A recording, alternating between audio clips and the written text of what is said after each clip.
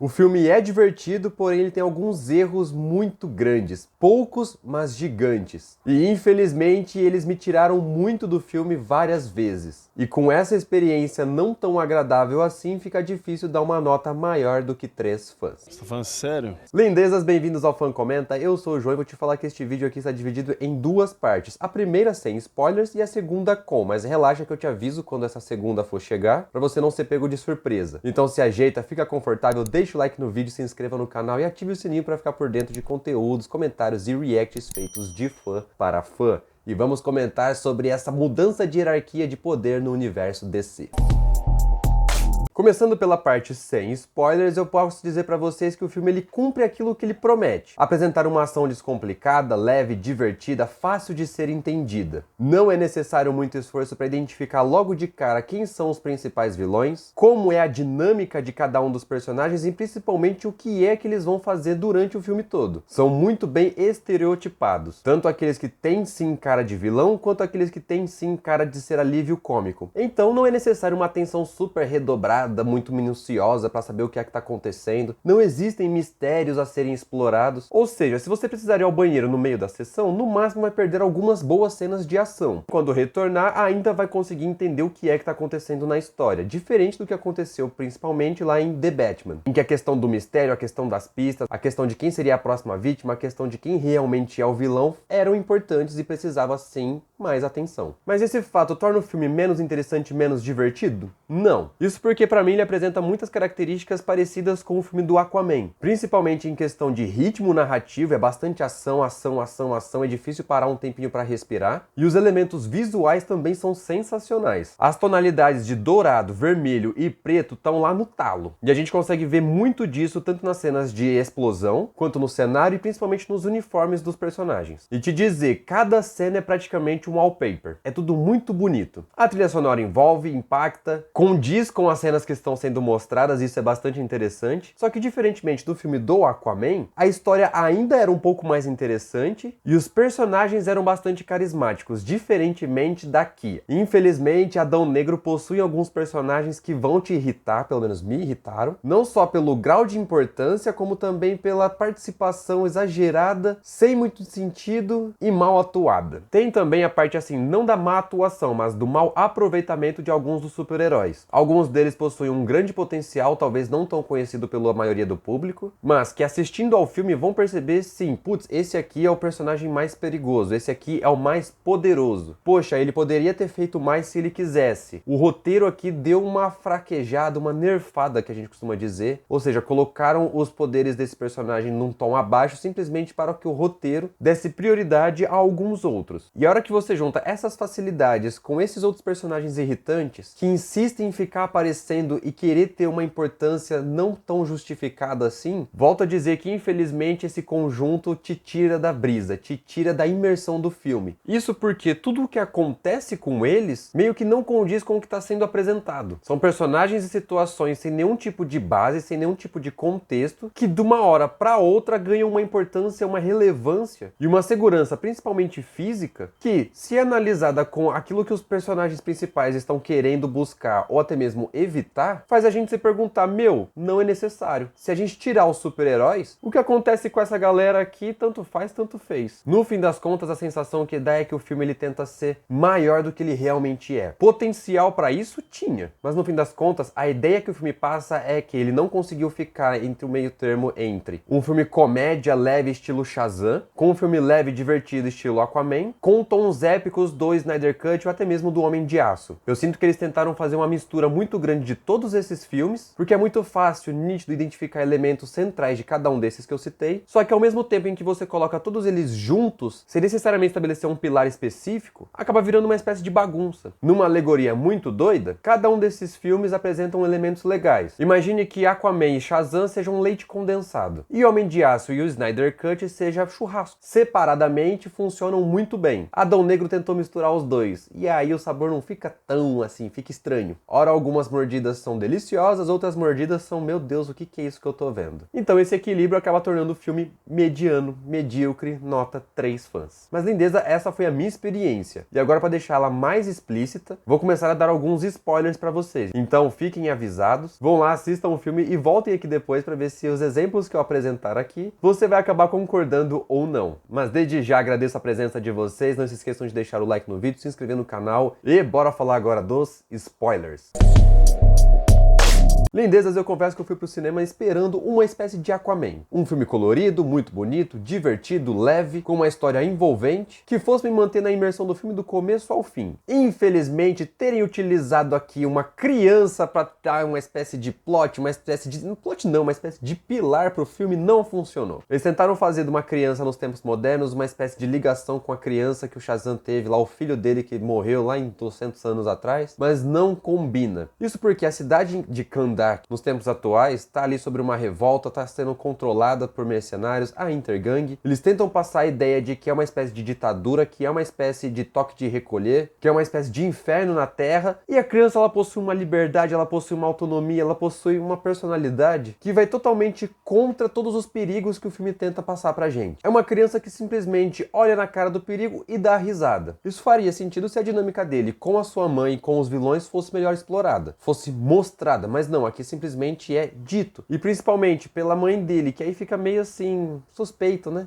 Ela diz, a gente não devia ter te envolvido, vai pra casa fazer tarefa. Não mostra o crescimento, não mostra a infância dele passando tempos em tempos ali, olha, a gente tem que se esconder, olha, a gente tem que enfrentar essa galera. Diferentemente de como aconteceu com Hurut, o filho do Adão Negro lá nos tempos passados, que de forma simples e rápida mostrou sim, o garoto é uma criança, uma escrava desde então, se revoltando contra os seus opressores. Ali sim, em pouco tempo de tela mostrado, dá pra entender que o moleque, ele tá querendo ser não é ser revoltado, mas ele quer ser livre. E o comportamento dele lá é muito mais convincente do que o comportamento do Amon nos tempos presentes. Confesso pra vocês que essa relação das crianças faz a gente ter uma espécie de bugada no começo do filme, porque é muito legal ver que o filho do Adão Negro, na verdade, foi o verdadeiro campeão escolhido. E aí a forma como o filme é mostrado e a forma como o Adão Negro se comporta, muitas vezes dá a entender que é, na verdade, outra criança, que se o Adão Negro dissesse a palavra Shazam, ele não voltaria a ser um adulto fraco, mas sim a criança. Então algumas das dinâmicas dele,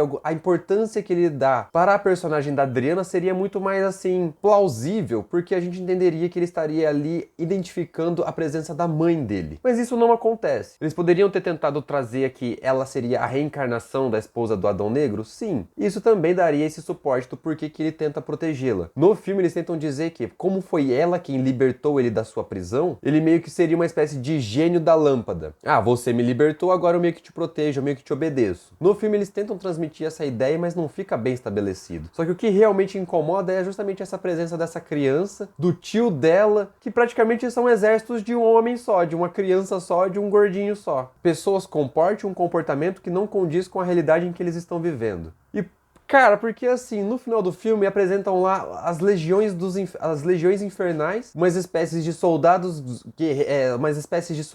zumbi esqueletos que são destruídos por pedaços de pau, pedaços de cano, por skates. Então assim, como é que os exércitos dos infernos são tão fracos assim? Sabe, toda vez que essa criança aparecia em cena, eu falava, mano, pra que isso? Ela tentando explicar, tentando dizer pro Adão Negro que ele tem que ser um super-herói, sabe? Não combina, não encaixa. Tem muito uma pegada ali de Shazam, quando um dos irmãos lá, o que usa a muleta, descobre que o Billy virou super-herói, eles tentam fazer ali uma espécie de treinamento. A cena de treinamento é basicamente isso. É muito... nossa, te tira da vibe. As piadas que o tio dele faz também não combinam com o tom que o filme quer trazer. E o subaproveitamento dos super-heróis, nossa, o que eles fizeram aqui com o Doutor Destino não tá escrito. Eu sei que a presença do Pierce Brosnan é interessante, é envolvente, é impactante. Só que o personagem não decide se ele fica com o elmo ou se ele tira o elmo. Se ele coloca o elmo ou se ele fica sem o elmo. E fica nisso. Toda vez que ele parece que vai ser uma coisa importante, imponente, ele vai lá e tira o capacete. Fica com a porra do capacete pelo menos meia hora durante a batalha, durante os diálogos importantes. Mas não, fica sempre tirando pra mostrar o Pierce Brosnan ali em cena. Não condiz, não combina. O momento em que o Adão Negro tá sendo libertado da prisão submarina lá da Amanda Waller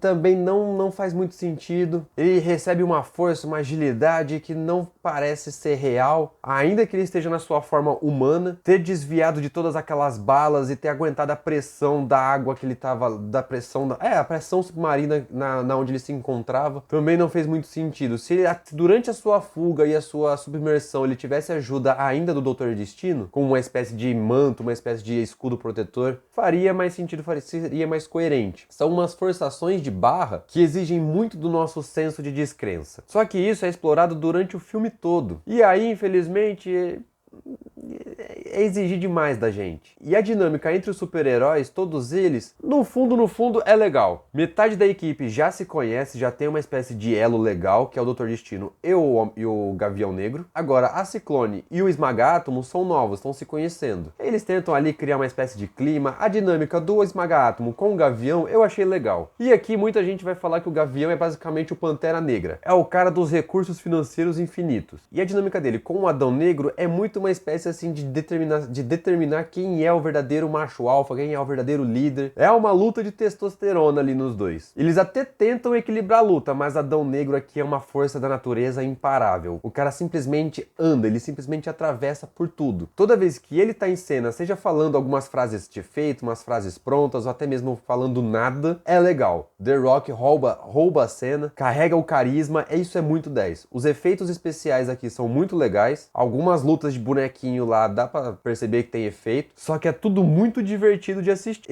Existe um certo exagero no uso da câmera lenta por parte da personagem Ciclone. No começo é legal, no final chega a irritar um pouco. Mas no geral, o uso das câmeras lentas aqui são muito boas, principalmente para demonstrar pra gente a diferença de velocidade de um personagem para outro. Só que em alguns momentos, além do excesso dessa câmera lenta, os momentos errados, parece que a velocidade das coisas em cena ali são muito desproporcionais. Exemplo, tem no finalzinho lá uma câmera lenta que tem disparo de arma de fogo, raio, grito e personagem querendo se desviar assim. E do jeito que é mostrado, parece que o personagem, que a pessoa é mais rápida do que a própria bala. Então não... é um personagem humano. Se fosse um super-herói, ok. Então assim, o filme tem esses erros que são apresentados durante o filme inteiro e às vezes eles acabam se destacando muito mais do que as cenas de ação. As mortes, tem gente morrendo pra caramba, isso é muito 10. Então no geral sim, ele consegue divertir, mas vai te deixar irritado, frustrado em alguns momentos.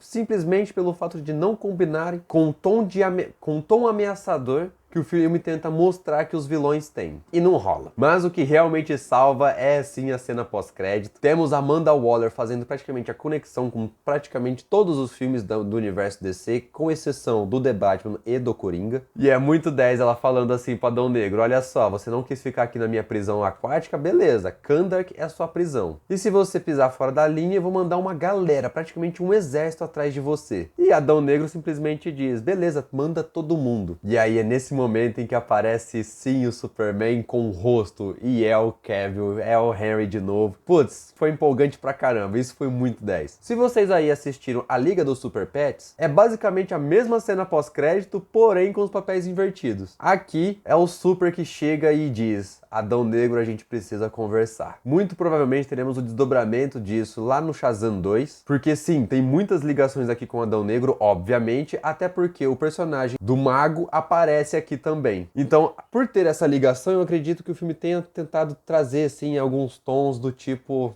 do Shazam, mas realmente não combina. No geral, vale a pena a experiência do cinema? Vale. Principalmente se você não for chato como eu. Mas essas foram as minhas impressões, agora eu quero saber as suas. Curtiram o filme? Conseguiram se deixar levar pela diversão do começo ao fim? Gostou da participação da criança? Se sim, se não, deixa aqui nos comentários, bora trocar uma ideia depois, deixa o like no vídeo, se inscreva no canal e ative o sininho para ficar por dentro de conteúdos, comentários e reacts feitos de fã para fã. Valeu pela atenção e até o próximo vídeo. Tchau!